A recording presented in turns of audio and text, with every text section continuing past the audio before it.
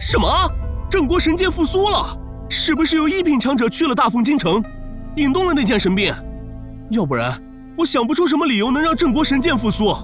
我只关心大凤的皇帝死没死，他要是死了，姑奶奶我就告诉阿爹去。我来了，5号是个妹子。告诉你阿爹，你们想干什么？当然是出兵攻打边关啊，抢大凤的粮食和女人。不出所料，5号果然是异族，要不然不会那么清楚万妖国的历史。万妖国在南疆，5号应该不是北方诸部的人，南蛮子还是东蛮子？祭祖已经结束，永镇山河庙内的神剑复苏，造成了一些动静。神剑现在已经重新沉寂，元景帝进入庙中1刻钟，不知道在做什么。不出所料，桑坡果然有秘密。这个秘密恐怕只有皇室知道。道长了解多少？贫道只是出家人，并不知道什么隐秘。只是在剑气冲霄之前，贫道看见有魔气在皇城方向凝聚。贫僧也察觉到了，竟是一闪而逝。也就是说，祭祖时有大妖或者魔道之人靠近京城，所以让郑国神剑应激复苏，惊退了那位神秘高手。虽然京城有监阵坐镇，但如果对方同样是世间顶级的高手，那确实可以刹那逼近皇城。1品高手屈指可数，谁会在这个时候进犯京城？尽管大家都觉得是1品高手来犯，但事实并不是这样。真正的问题应该是来源于桑坡本身。金莲道长，剑气冲霄是什么时候发生的？1个时辰前。你问这个做什么？1个时辰前，而3号询问桑坡相关信息，恰好是1个时辰前，几乎是同步。3号当时非常迫切地想要知道关于桑坡的一切。3号是儒家学子，通晓史书，他不可能不知道桑坡的历史，为什么要多此一举地传书询问？如果是我参加皇室的祭祖大典，中途发生了这件事，我肯定第一时间说明情况。但3号没有，3号很有目的性地询问桑坡的历史。3号绝不是蠢货，相反，他是个聪明绝顶的人。他是云麓书院的学子，不该多此一举地问这些，除非他有了什么发现，因此怀疑自己之前读过的历史，怀疑自己对桑坡的了解是不对的。难道并不是1品高手来犯，是桑坡出现了问题？而3号窥探到了1、2。3号，你知道些什么对吧？你当时也在场，在你问完桑坡的情况后，郑国坚立刻产生反应，这绝非巧合。你是云麓书院的学子，你肯定知道桑坡的历史。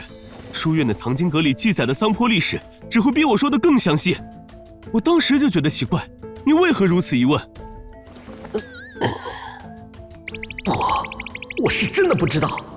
况且当时这样的情况下，根本无法考虑维持人设。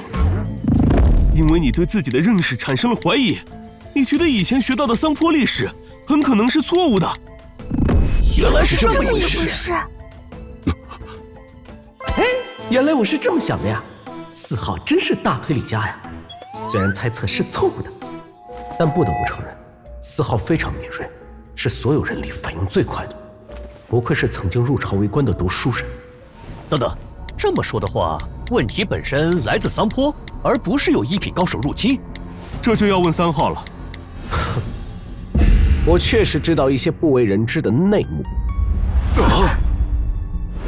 什么内幕？3号，桑坡真的有隐秘？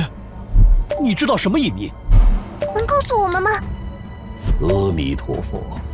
小友请说。大家似乎对这件事很关注。也对，毕竟事关大凤的镇国宝剑，这等顶级的机密，没人会不好奇。并不是1品高手来袭，这点我差不多可以肯定了。但是，我凭什么要告诉你？金莲道长，我觉得天地会存在一个弊端，不解决这个弊端，天地会永远只是松散组织，对大家的帮助也有限。小友请说。诚然，互帮互助、信息共享是天地会的宗旨，但过于理想化。我可以把这个隐秘告诉大家，但我能得到什么？什么都没有。爱也会古代上装逼的妖媚，谁知楼里做呼啸的流放，水眼不见了药物来背锅，大风筝切鸟，路到有分多少嘲笑，笑看九州市推理我最强，线下世界心照样能破案，警察穿越猫蛛丝马迹寻，没有完美罪，除非是天意。龙金所需，怪推理我最强，线下世界心照样能破案。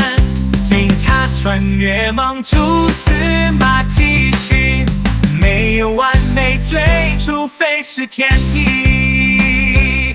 拉风大跟人笑谈风起，有头有脸梦老的现实线，推理破谜团警察也呈现，笑看江湖路轻松又自在，笑看九州市推理我最强，线下世界心照样能破案。警察穿越猫蛛丝马迹寻，没有完美罪，除非是